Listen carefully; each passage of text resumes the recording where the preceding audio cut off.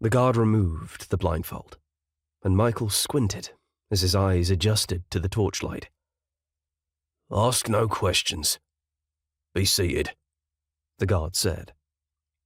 Michael James Greenwood found himself in a lavish hallway, with a group of nobles sitting opposite each other. Most ignored him, and those who glanced his way did so with a disdainful air, as if his very presence were an insult. To be fair, Michael didn't exactly blend in. He was half their age and had scruffy blonde hair, tinted white from flour, having been dragged from his father's bakery less than an hour ago. Michael turned to the huge guard standing behind him and raised his eyebrows. Until now, protesting had accomplished nothing except a cuff on the head, but looking at the present company, he felt compelled to give it one more try. "Sir, this is absurd," he said. "You have the wrong Greenwood. There must be a lord or nobleman with the same surname.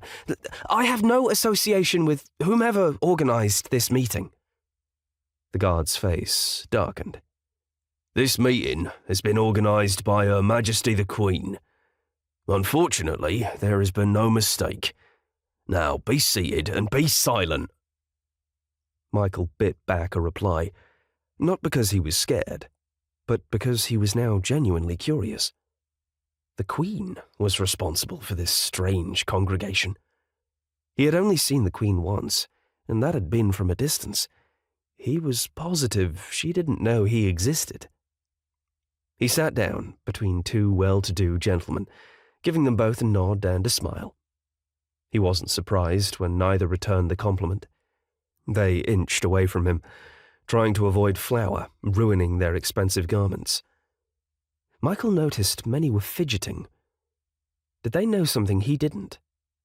The guards had told him nothing when they had appeared at his father's bakery and whisked him to the castle. They would only say he wasn't in trouble, and he would be returned unharmed before the end of the day. Michael had been escorted to the main entrance, and then blindfolded before entering. "Lord Frederick Arnold," the guard said, breaking the nervous silence and interrupting his thoughts.